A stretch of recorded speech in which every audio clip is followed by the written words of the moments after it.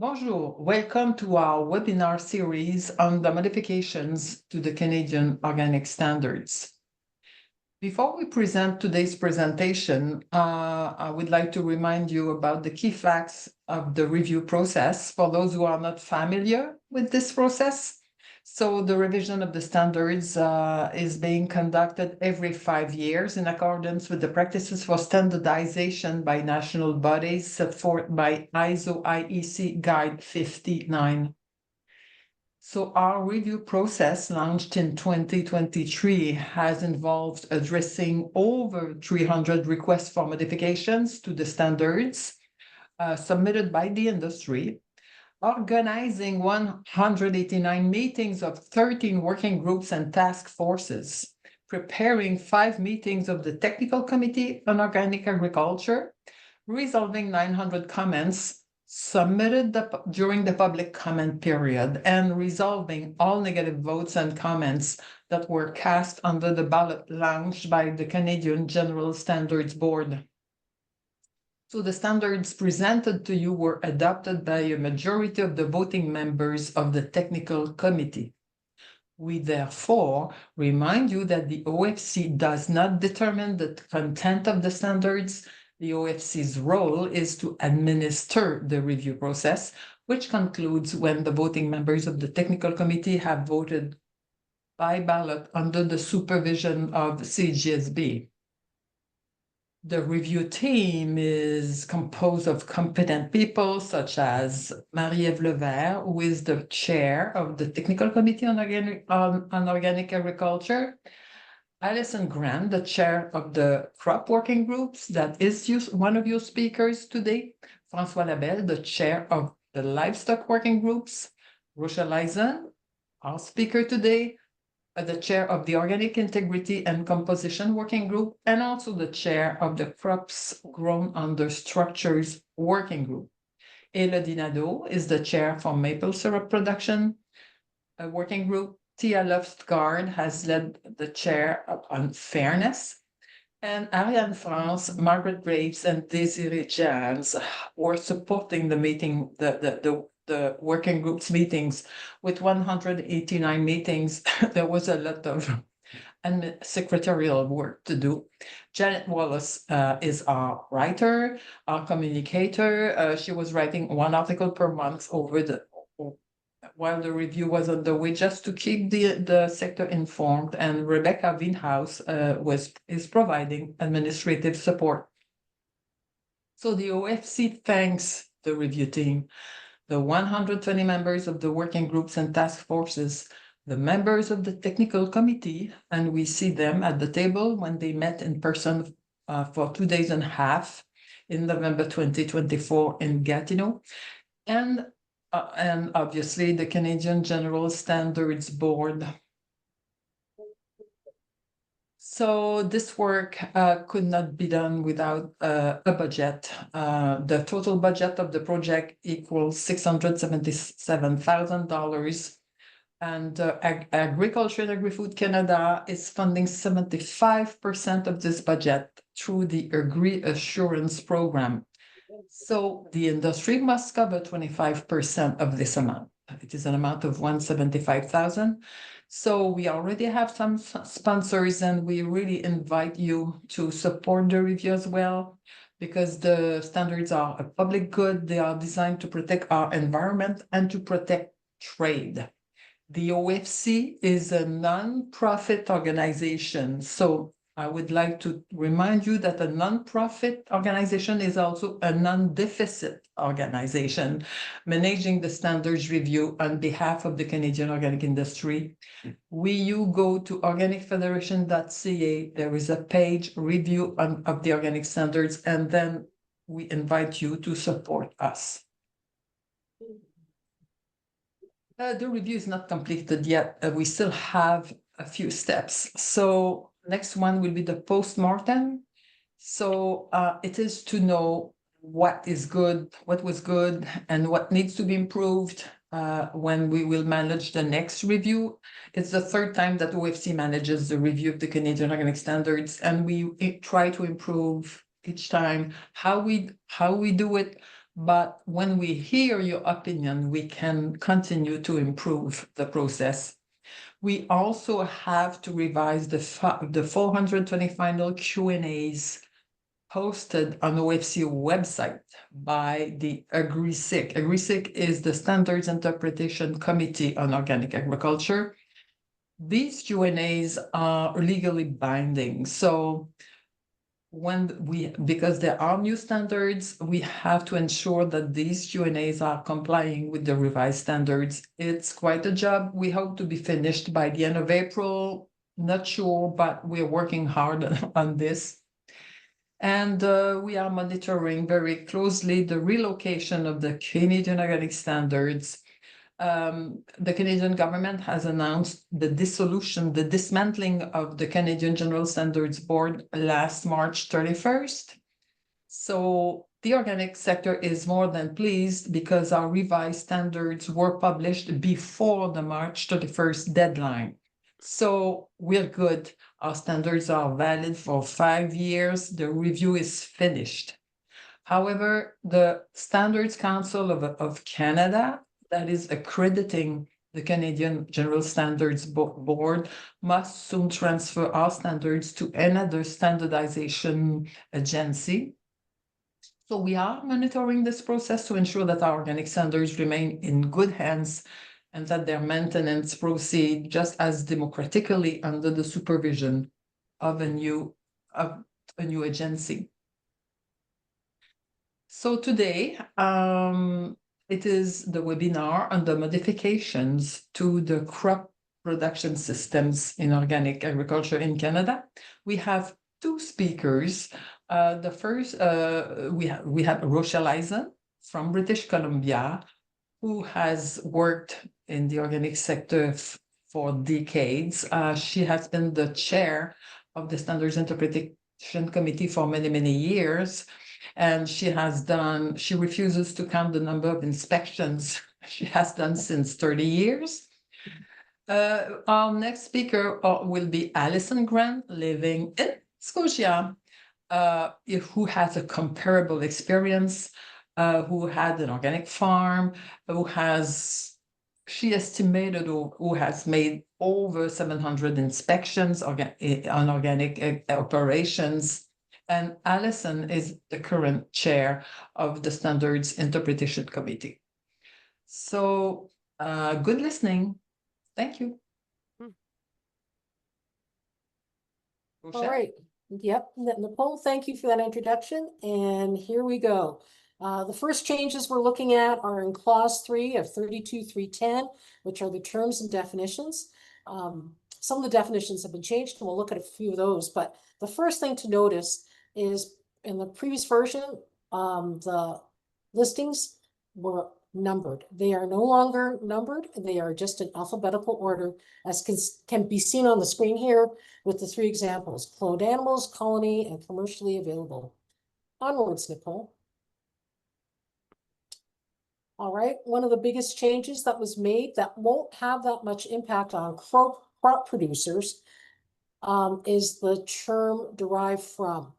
Wherever the term derived from, it will specify, it'll have the phrase derived from biological or mineral sources, or it'll actually specify what biological source or mineral source is required.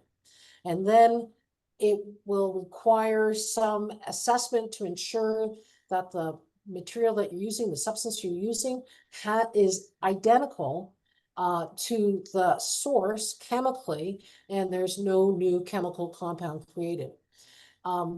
Every place where derived from in the standard appeared was evaluated to ensure that derived from was only used when we needed to ensure this level of assessment. Okay, so the new definition covers physical. It says that anything that's physically processed without chemical transformation, that is compliant to the derived from logic. And it takes you to Annex B, which is the flow diagram to help you assess compliance. Can we move on to the next slide?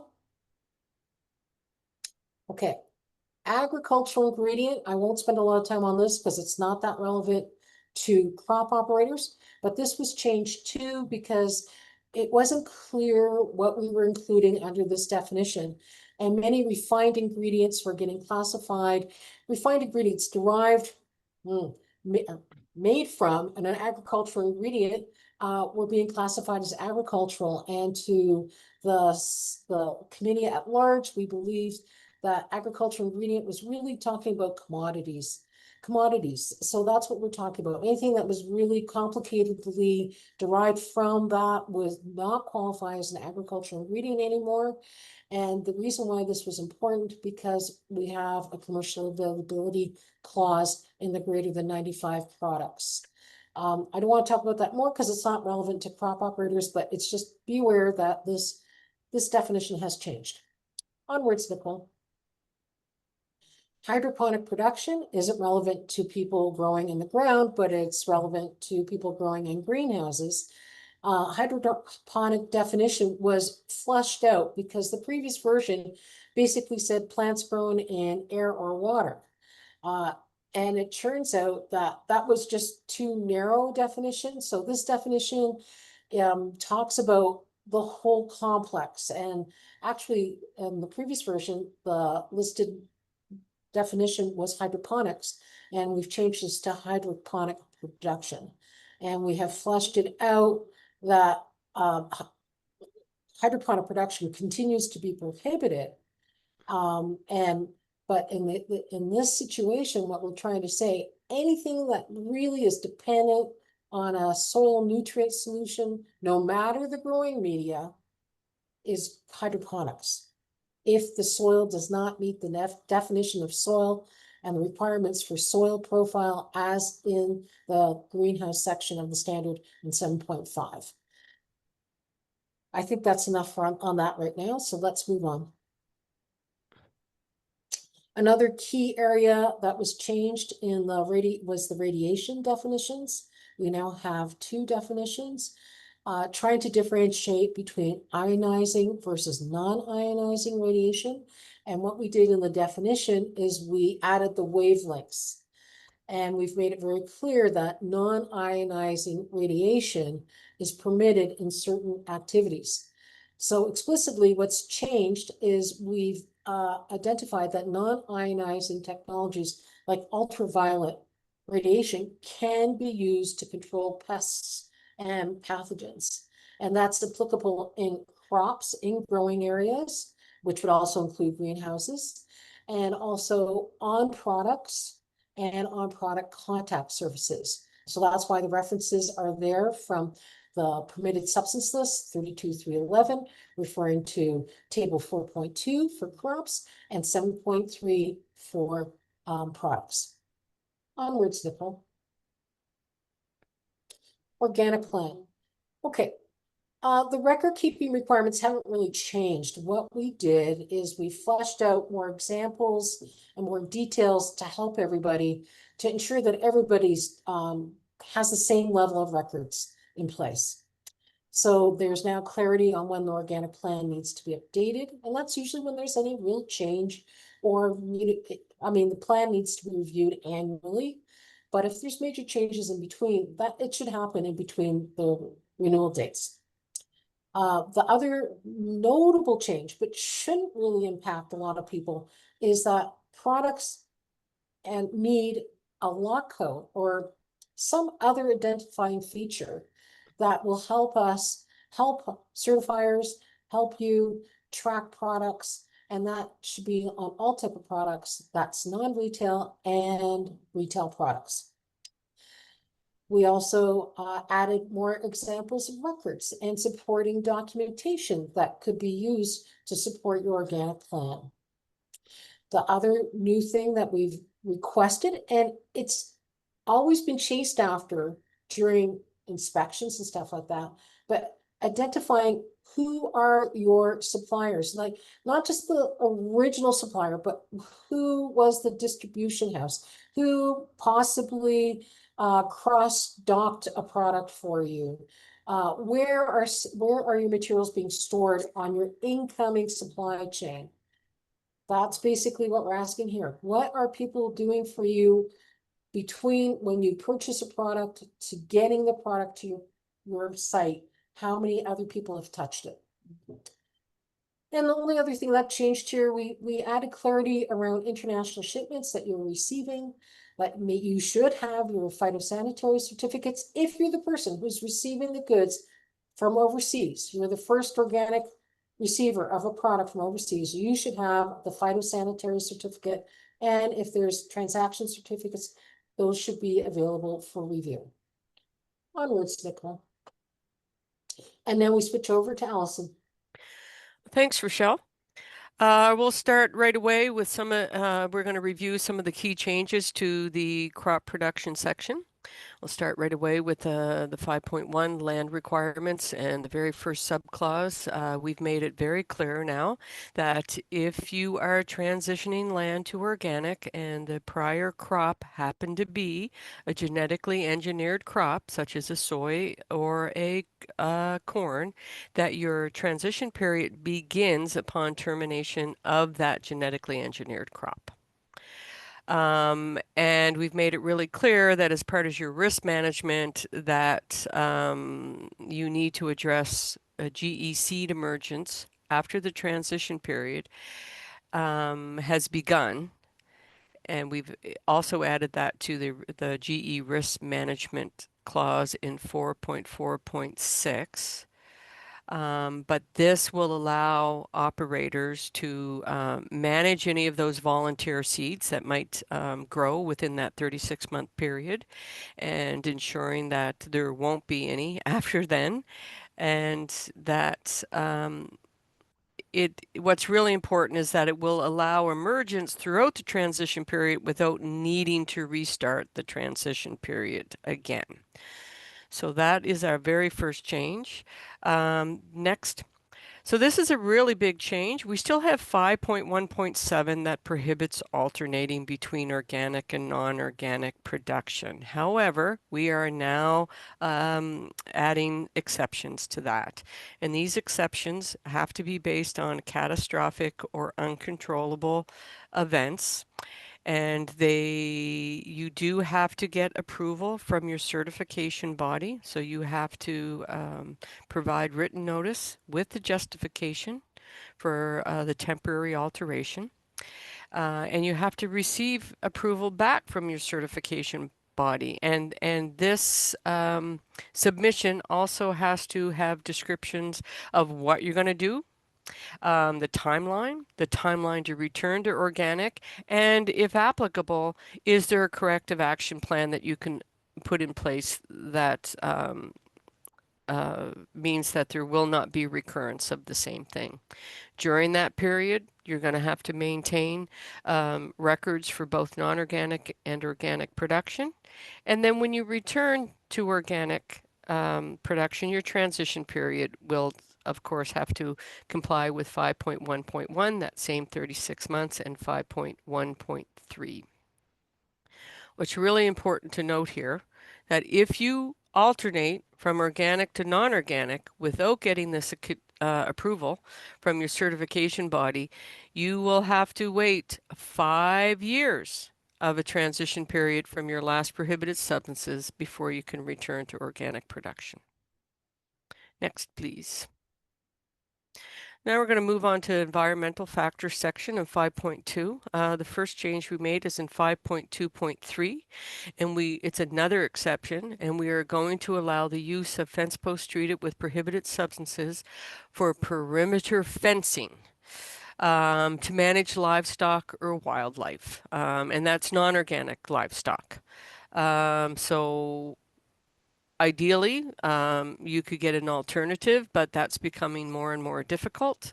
So in this particular instance, to manage animals, we are going to permit it. The one caveat is that it cannot have contact with organic crops.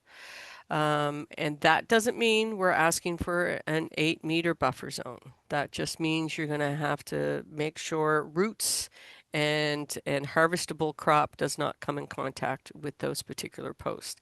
If you have organic livestock, that's now addressed really clearly in the organic livestock section, clause 6. Next, please, Nicole. Continuing on in environmental factors, 5.2.4 on ecosystem promotion and protection. So all we've done with this one is modified the language to now make it very clear that these measures to promote and protect ecosystems shall be intentionally incorporated or maintained on operations, in addition to most of the organic practices. So a crop rotation is not an ecosystem promotion and protection.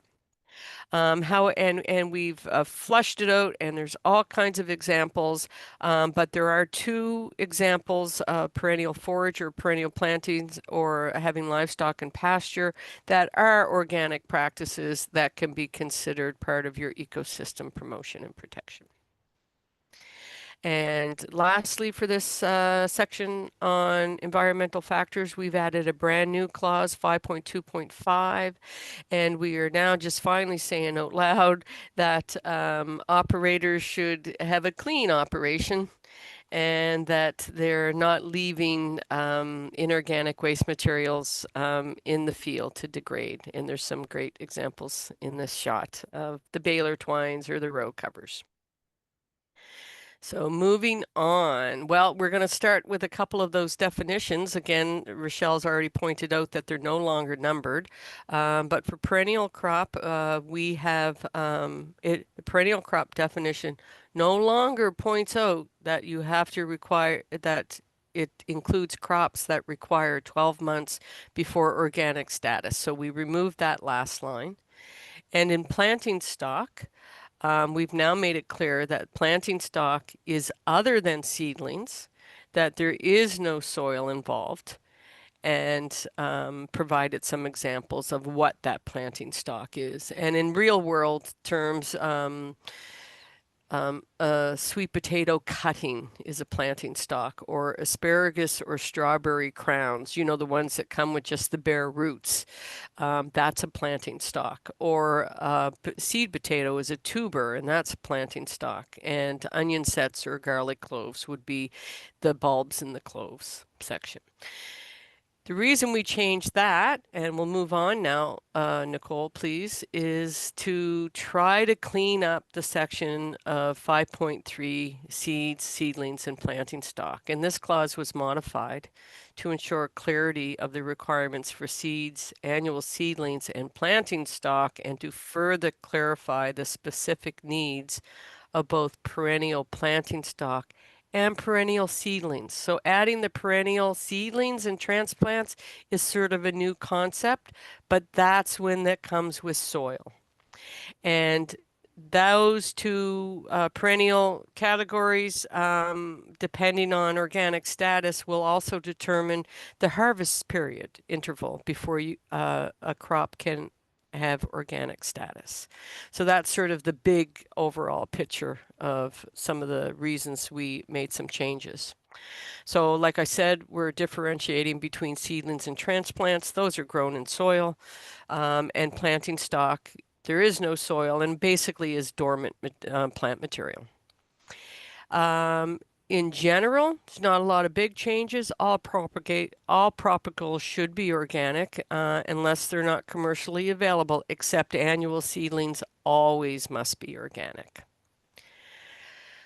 So the first clause, 5.3.1, we've reorganized it a bit and it provides a few more examples and now references the definitions of annual seedling, perennial crop, planting stock, and transplant. And you'll see that throughout the standard now. This is something new we've done with this revision, is to draw people's attention to the all-important definition that they're going to find in Clause 3 as it applies to the section.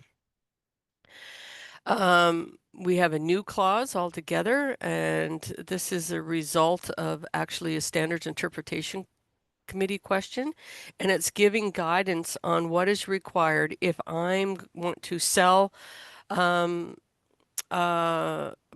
plants at the grocery store or via retail. You've all seen these culinary herbs at the grocery store that say certified organic, and you can get basil and rosemary and thyme. Well, if it is a perennial crop or a perennial plant, and it is started from non-organic planting stock, a cutting of rosemary that we're going to put in soil, in order for you to sell that into the marketplace, we are now requiring a full 12 months under organic management before it can be labeled as such. In the clause itself, we have referenced that labeled retail potted plant as consumer prepackaged, and we actually pilfered that term from the Safe Foods for Canadians regulation. And a consumer prepackaged means packaged in a container in a manner in which the food or plant is ordinarily sold to or used or purchased by an individual for non-commercial purposes. So it's for my final use.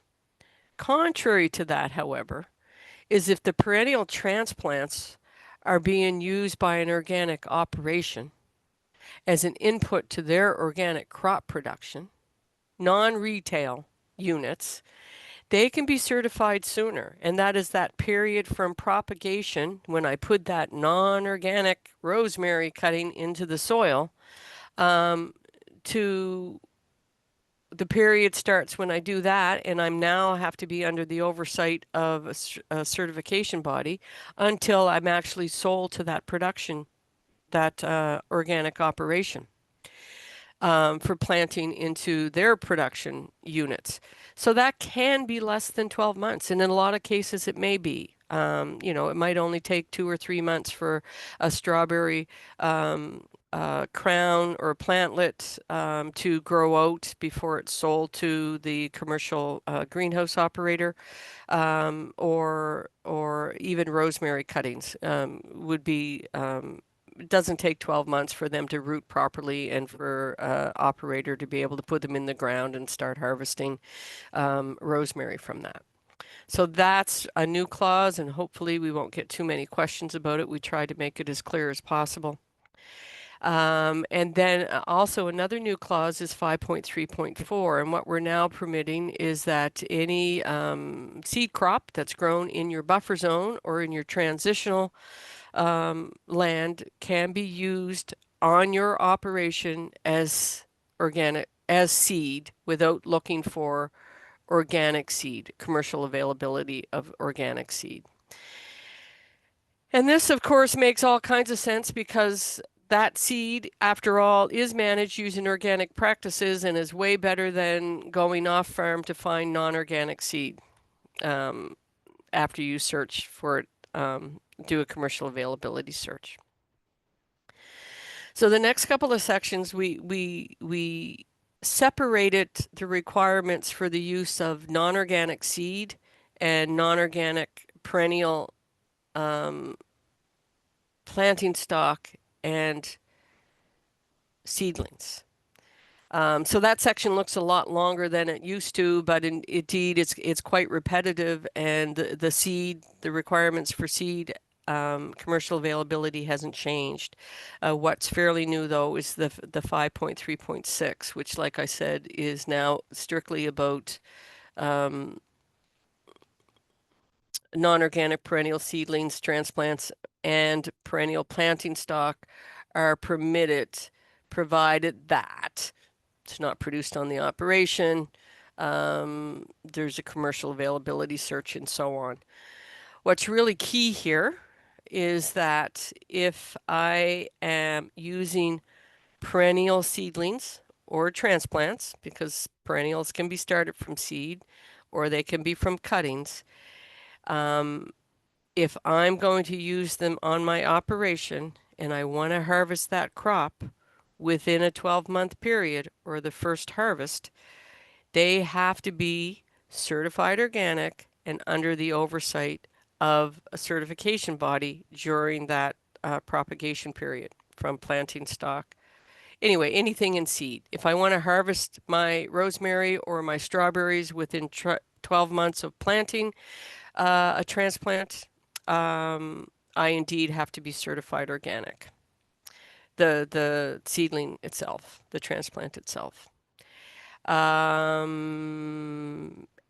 So that's provided some significant clarification, and because it is such a big change, now that we've identified the difference between a perennial seedling in soil as opposed to a perennial planting stock without soil, this is going to make some cause some changes, and any operators that are currently just getting perennial seedlings with an affidavit that says they're no prohibited substances, there is a period of time. They have until 2030 for the nurseries to become certified and for them to have compliant perennial seedlings and transplants. The last thing we changed in this section is in 5.3.7, and that's now very clear that it's about seedlings and transplants. We had sort of not included transplants for a long time.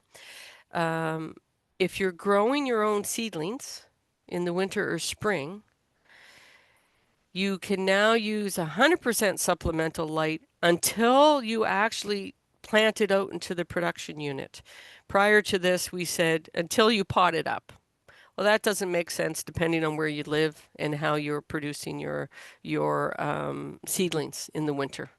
And quite often people are doing them in their basement or in a closed, insulated area that doesn't have the same light as if you were growing them in your greenhouse. So that's what the change is in that section.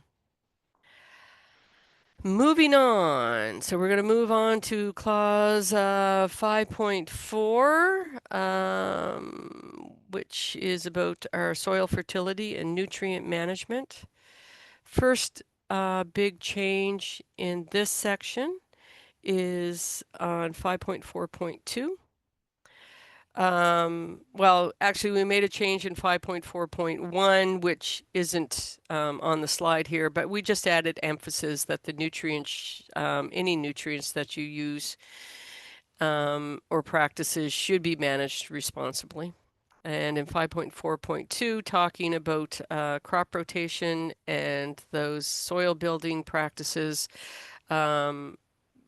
we have removed the ambiguity. It used to lead with when appropriate. Well, we are now saying that your crop rotations shall include legumes, catch crops, deep rooting plants, shall use cover crops to prevent erosion, and brand new to the standard is that you can only grow the same annual crop, cash crop for sale off the farm or for use on the farm if it's for feed, no more than 2 consecutive years of that same crop species. Of course, there hasn't been any change to the fact that incorporation of organic matter is the basis of nutrient management on the farm. What we did make clear is what you do if you have a perennial cropping system and how do you employ those same soil building practices. And that had always been part of the standard, but it had been only iterated in the crop rotation definition. So we brought it it's still in the crop rotation definition. We brought it forward into the standard itself. Next, please, Nicole. So again, 5.4.4, of course, the basis of nutrient management and cycling on an organic operation is organic matter that's produced on the operation. And from livestock and plant material. And of course, you can supplement those nutrient sources by using permitted substances from table 4.2. What's really new and a big change is that those supplements from 3.2 were only ever meant to be supplemental to a strong soil building program. And the limitation now is that any water-soluble sources of nitrogen and phosphorus must be limited to only 20% of the crop's total needs. And that nutrient management plan, the use of those supplemental substances and your needs have to be based on realistic yields. And the reason we put that in there is that when I do develop my nutrient plan and what my needs are, it's usually based on area and what your expectation of is for yields. So we don't want people to inflate yields, double their yields, so they can expect, say that, well, I need to have 200 pounds of nitrogen per acre if I expect those yields, when really I only need 100. But if I say 200, I get to use twice as much of soluble nitrogen. There are a couple of exceptions. Those things that we can produce on farm or off farm, manure, anaerobic digestate, and compost tea would not be included in that water soluble nitrogen and phosphorus restriction. It's gonna really not this probably won't impact too many field crop operators, but it is certainly going to impact some market gardeners or vegetable growers, and possibly, without question, in the greenhouse sector as well. And some operators have become far too reliant on fertigation with these soluble macronutrients.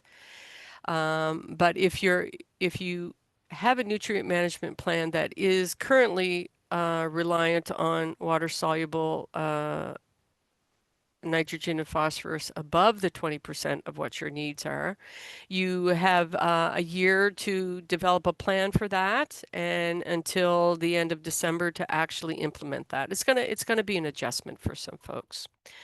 So what'll be the challenge, I think, is because it's a new concept, is that for verification purposes, we're going to have a better understanding of what the needs actually are, and sharpen our pencils and get our calculators out and ensure that operators aren't exceeding that 20% limit.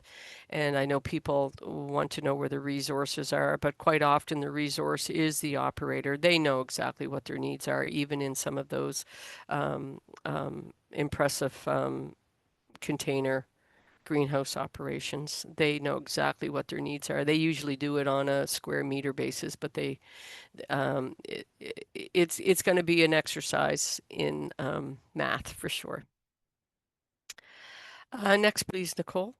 So the last change we made to the fertility and management section in nutrient management is 5.4.5, and we just flushed out this section a little more, and it provides more detail on the physical soil management, encouraging responsible tillage or low till, including the need to maintain records, which we already have to maintain records to demonstrate compliance to this standard, and that's all set out for the organic plan. But we reiterated it this time.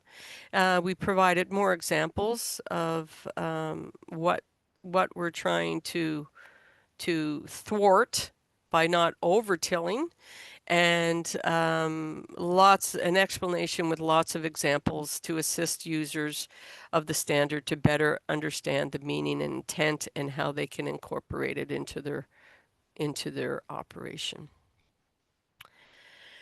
So we're going to move on to 5.5 manure management, and this is one of the last changes, but this is a significant change. So the 90-120 day rule, most of us are familiar with that when we're applying a raw or manure to crops for human consumption. Depending on whether or not the edible portion of the crop touches the soil or not, 90 days is the usual rule. If the head of the grain or the edible part of the crop does not touch the soil, and 120 days if it's root crops or it is in contact with the soil. So the exception now is that if you are growing grains, it's mostly grains that are not intended to be eaten raw. So they're going to be processed, and they're going to mostly be turned into flour. they can apply the manure 70 days prior to harvest. And that's going to allow people to adjust to miserable springs.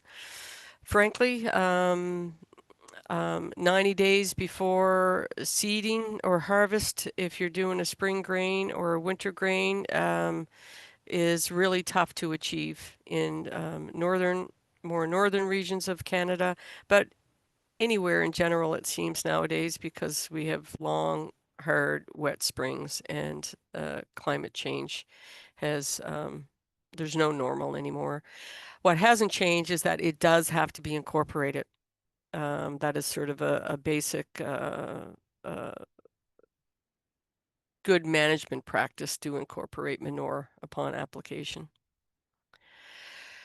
Yeah, so that's it for that. And now I'm going to ask Rochelle to talk about the 7.5 crops grown in structures or in containers, because our section 5 or 4, no, sorry, 5, crop production applies to crops grown in structures or in containers.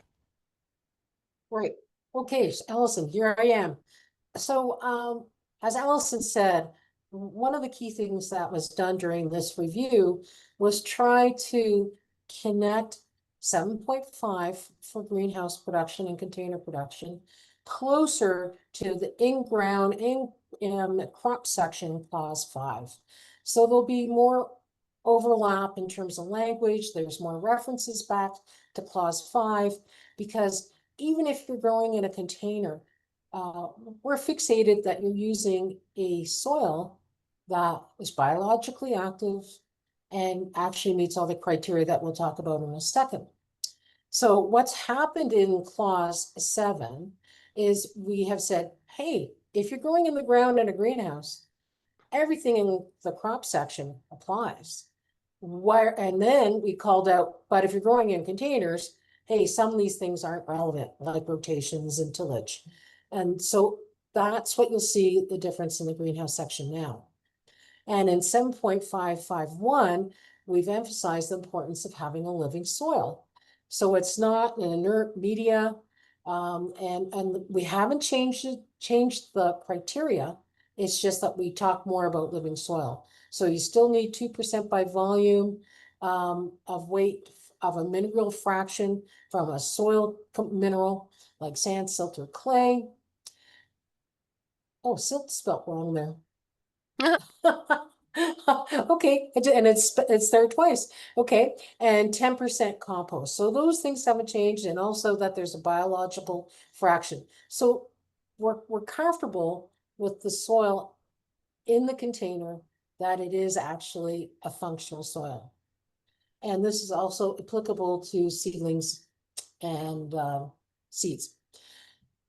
Now, so in 7.51, we've emphasized some of these correlations. So no prohibited substances, the same, composed of listed substances in table 4.2. So notice this is clause 7.53, and it's connected to PSL table 4.2, which is for crops. Same things. It's always been this way.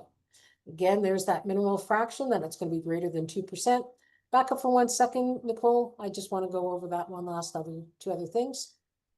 Okay, compost greater than 10% and the biological fraction. Okay, just a different slide and a different organization. Onwards. All right, and the only other major change is here in the sunlight requirement. Sunlight has been the primary source that we've needed to grow crops in greenhouse structures and in containers. There's always been an exception for seedlings and transplants grown on the operation and used on the operation. You can use artificial lighting there. What we've done, though, is we've added this caveat for operations located in the northern parts of Canada. So during polar nights, that is those long stretches without daylight, organic crops can be grown under 100% artificial light in those latitudes. And as always, supplemental lighting has always been permitted. No changes there. Nicole, I think that's the end of the changes in greenhouse. Oh, no, I forget. I have to talk more about soil health. Okay, so general requirements apply. So soil health and fertility requirements now duplicate those for general crop production, excluding tillage and rotation for containers. Greenhouse operators must view container soil as permanent in nature. Oh yeah, this is a real serious change. So it turns out we learned during the review that a lot of greenhouse container operations were replacing their container soil annually or every crop cycle. And that was never the intention. So we've now changed the requirement that operators need to reuse their soil for at least 3 consecutive years. Now, it's going to take to 2019 to actually have to be in compliance with this or show compliance that you're reusing your soil all the time. And there's also an exception, a derogation that says if there's a problem in the soil and you can justify by, agronomically why you need to change that soil out. We're not going to force you to grow in a soil that isn't functioning for you. So there's always an allowance, but the goal is that you are going to reuse your soil for at least 3 consecutive years. That means you still can top dress, you can add stuff to it. It's just no complete rotating out that soil. Next slide, please. Okay. And again, here's the same slide that Allison showed a few minutes ago, that the organic matter produced on the operation should be the basis of what you're doing, but that's not always applicable in a container situation. That's more applicable for in-greenhouse production in the soil. But the 20% water soluble limitation for nitrogen and phosphorus does apply to container operations. And it's the same logic that you are going to need to limit the amount of water soluble nitrogen and phosphorus that you're going to be using. And I think then again, as I should emphasize, you can develop a plan to help you reduce it, but you must be in compliant by December 2029 that you're actually in compliance with this 20% limitation. So Rochelle, I'm going to correct you because it's your Oh, last did I make a slide. mistake? Yeah. It's during your last slide, you said that crop rotation applies to containers, but no, that's the exception. Not so. That's the exception. Did I say that? Yeah. Okay. Thanks And for the other fixing it. thing is you said that people had till 2019 to Did I adjust. really? Yes, Oh, but that's wow. okay. Thank you for fixing that. There we go. And do I have any more slides here, Nicole? No, I'm going to get out of here and let Allison take it back. Thank you, Allison. You're welcome. Thank you, Rochelle. Okay, so we're going to move on to the permitted substances list and those changes that were made to our section 4 on crop production substances. Right off the top, we just added a couple of, we just wanted to clarify. And the trend in this in the permitted substances list is to clarify language, hopefully to make changes so that the CBs have more tools to verify compliance, including some of the additions of some nutrient restrictions, which will be verifiable through testing, and mostly to reduce some fraudulent inputs. Right off the top, though, before we even get into the table, we wanted to ensure the understanding that requirements in the permitted substances list do relate back to Crop 310, the standards and principles is not a mutually exclusive document from the permitted substances list. So the first thing we did in 4.1.1 was add this language, particularly for A, the column 1 substances, that soil building practices and nutrient usage shall comply with 5.4. And for crop production aids, or column 2 substances, that you get to use those when practices alone cannot prevent or control pests as specified in 5.6.2. So you're going to use your cultural practices and mechanical and physical means to manage your disease and insects before you can then start using the substances that are permitted by in column 2. Next, please. So we're going to do this a little bit alphabetically. So animal manure dried replaces animal manure processed, and that was just to clarify that it was only ever intended for simple physical processing, drying, or pelletizing, and it eliminates the possibility of manure extracts. So there's all kinds of ways to isolate the nitrogen and from manure, and this is not what ever was meant by the animal manure processed, and that is the reason for the name change of that listing. And then we have animal manure unprocessed now replaces animal manure. Just to clarify clarify more or further that processing was never meant. Processing of manures was never meant to be permitted. And this listing also reiterates that concentrated nutrients from manure is not permitted by this listing either. What I will mention is that the manure composted listing and the manure non-organic manure source or manure non-organic listing have both been removed as redundant and unnecessary with these two listings, animal manure dried, animal manure processed, and with the crop 310 5.5 manure management. They were just redundant listings, so they were removed.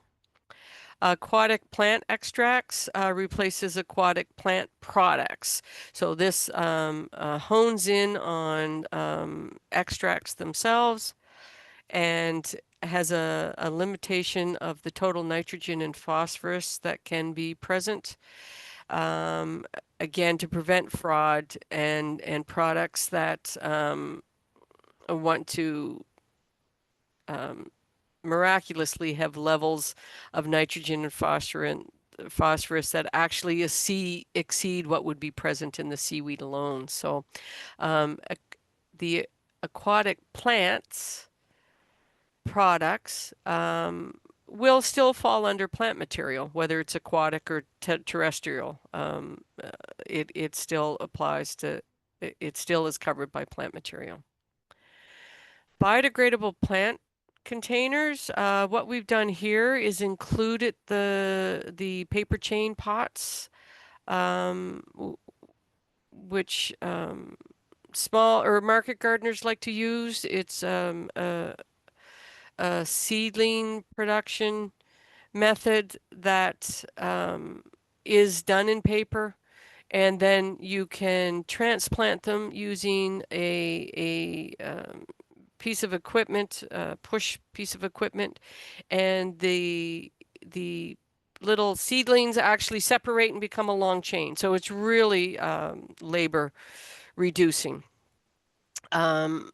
A lot of those, the problem with those, however, is that they're not 100% bio-based, and they have a lot of adhesives in them that have been shown to not be permitted by PMRA and considered sort of detrimental to the environment.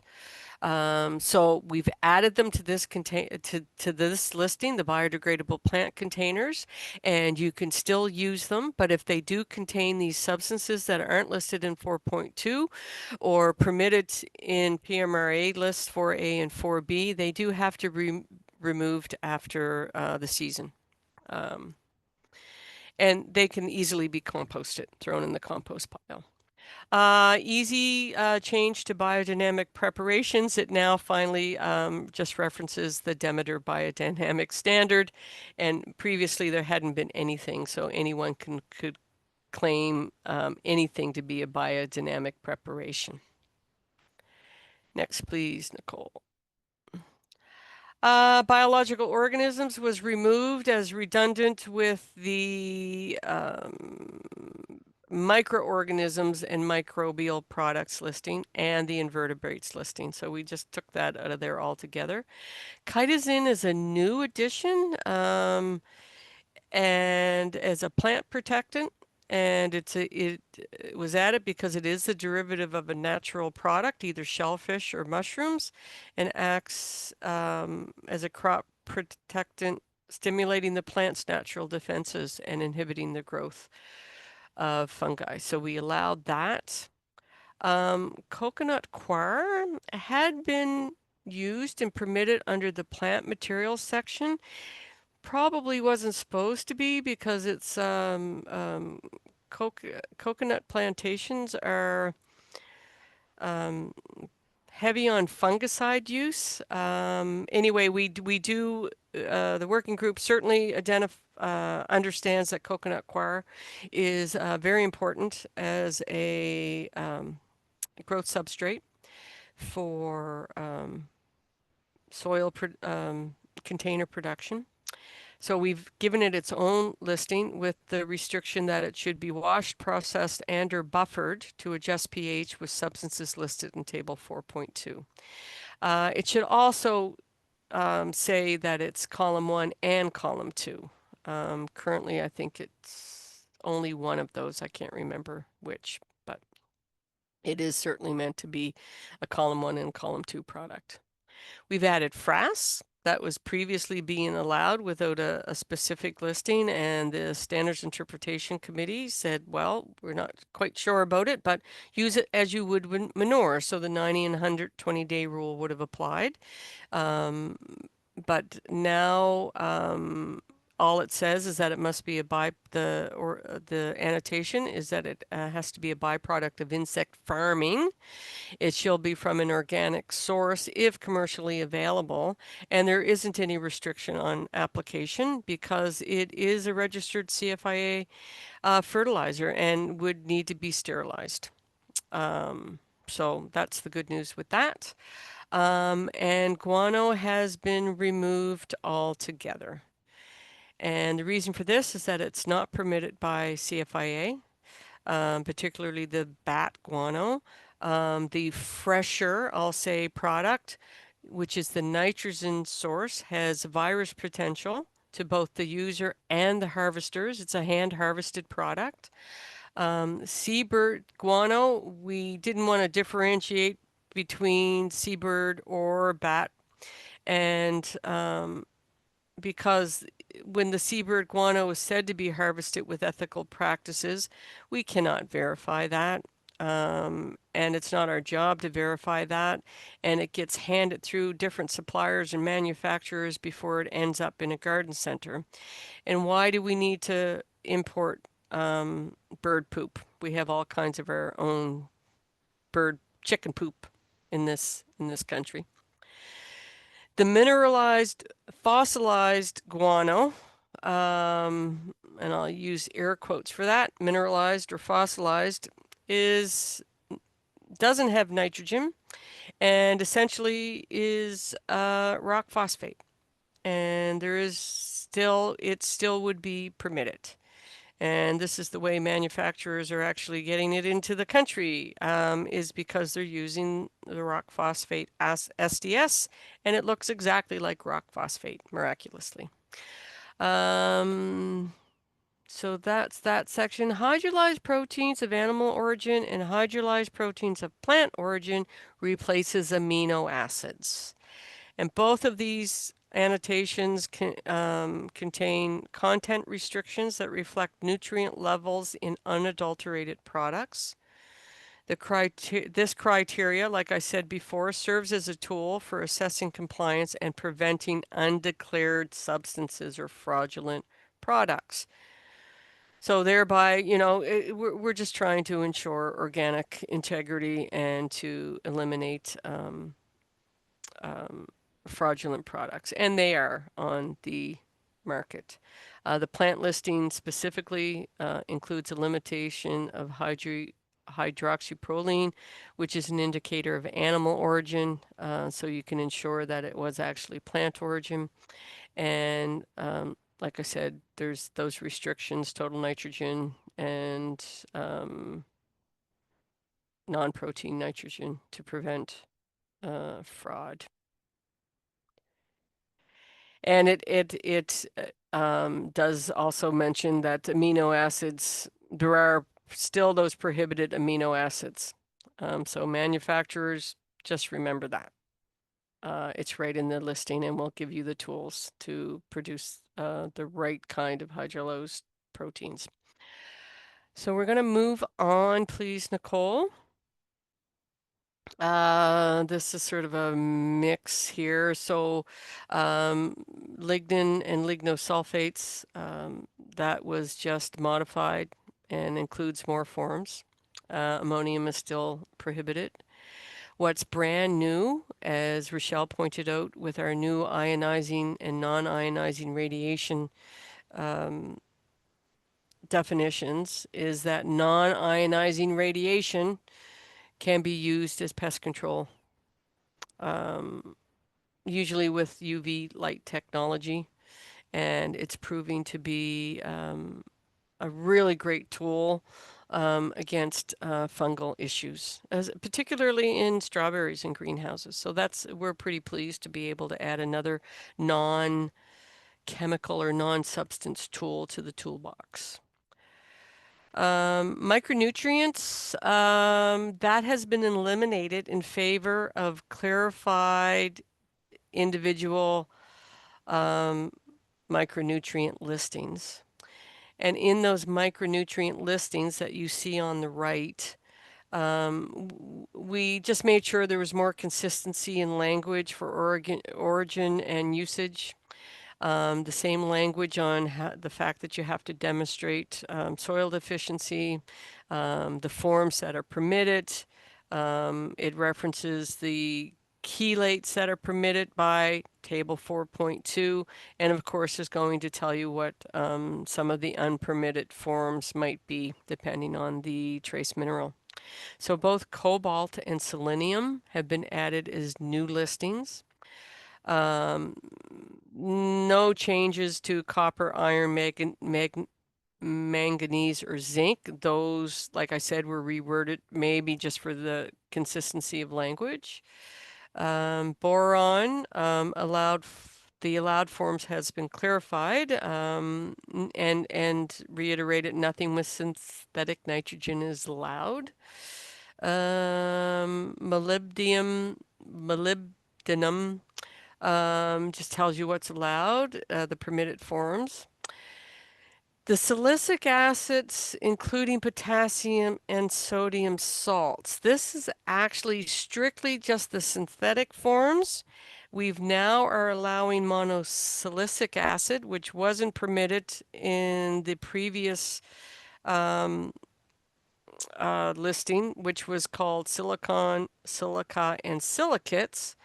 And that listing was a blend of all the natural forms, and then we threw in the potassium, the synthetic form, which was only permitted under column 2. So it was a bit of a mess. So we now have the silicic acids that are permitted, and they are the synthetic forms, and we've removed the silicon, silica, and silicates altogether because those natural forms are covered by the minerals mined listing. Next, please, Nicole. So the microorganisms and microbial products listing has been modified and is now only for those live micros. We've taken the dead microbial products, and they have their own listing as microbial extracts now. And we've removed microbial fertilizers and given it its own listing. And the key thing, a couple of key things here to remember is the microbial fertilizer can only be a byproduct of food production. To eliminate purposefully man-made microbial fertilizers that would abuse the use of synthetic fertilizers in order to affect the final nutrient analysis. So we're still leaning on recycling resources by it only being from a food production, a waste product from food production. The biomass that's used to clean the water from a food production facility. And common to all three of those is that if and when those microorganisms are grown, including the microbial fertilizer, with prohibited growth substrate or substance, if there's a little bit of residue left, as long as it doesn't change the nutrient value, we're okay with that. Because it's hard to de-water and remove some of the ammonium phosphate that might have been used. And for some of the microbial products, some of those we're not even sure how they're made, but we don't want to make it difficult for someone to use those substances, the BTs or the Entrusts of the world. They're important tools. What else did we do? We've added ozonated water. And this is new. It suppresses fungal infections and bacteria. So it's an eco-friendly alternative to pesticides. There is a restriction though. You can't use the ozone and you can't use the ozonated water to control weeds or the ozone itself for soil fumigation. Phosphate rock is not on our slides, but in alphabetical order, there is a new restriction for phosphate rock, and that is that it cannot be treated with acid prior to application. And what happens when we add acid to phosphate rock? It makes it insoluble. So this was, that listing was modified to eliminate treatment because it causes that reaction and it makes that macronutrient soluble. So we're prohibiting that by annotation. Plant material listing, that's been clarified. It used to be plant material, byproducts, and plants. It was kind of ambiguous and unintentionally was permitting various processed plant byproducts. It sort of became a catch-all. So we've clarified that. So it's for minimally processed plant materials. It still remains that if it was treated or produced using substances, so even when the crop was grown, if it was conventionally grown, then that plant material can only be composted. We added a seed lubricant listing, not that we needed it. It was always permitted under mined minerals, but it certainly deserves its own listing. Polyoxin D zinc is not on our slides, but that is also a new listing that we've added. And that substance was added because it is a crop protectant. It's an antifungal agent, which has low environmental impact. Seed treatment is not on our list either, but we are allowing on the seed treatment a 2.5% sodium hypochlorite solution specifically to disinfect Solanaceae seeds or your tomatoes and your peppers, specifically to deal with what's become a pretty big problem in the tomato world, and it's the tomato brown something virus. So that's a new allowance. Moving on to the exciting news, which was kind of controversial. We in 2020 we allowed the use of struvite, which is the recovery of phosphorus from waste material. In 2020 we allowed it from livestock and nothing else. So this has taken years and a couple of reviews to get to this level, but we've added different sources. Some of them are kind of hopeful. That is liquid waste from food processing, waste from plant-based agricultural feedstock, ethanol, or biodiesel production and recovery from anaerobic digestate. We already had the livestock there. So that's the hopeful section, and maybe on this continent, more people will look at those sources for recovery of the phosphorus. But what's really big is that we're now allowing it from municipal waste water that has undergone advanced treatment processes capable of reducing impurities. And this is the controversial one because people liken it to recovery from sewage sludge. And it is sort of, but not exactly, because advanced treatment processes capable of reducing impurities is actually a tertiary treatment process. And it really reduces any of the bad stuff in the water. And then the method to recover the phosphorus from the wastewater, it would otherwise be released into the environment. And the struvite's going to provide a semi-soluble phosphorus fertilizer option. Really need it for those alkaline soils, because it responds favorably in the alkaline soils, which is predominantly in the prairies.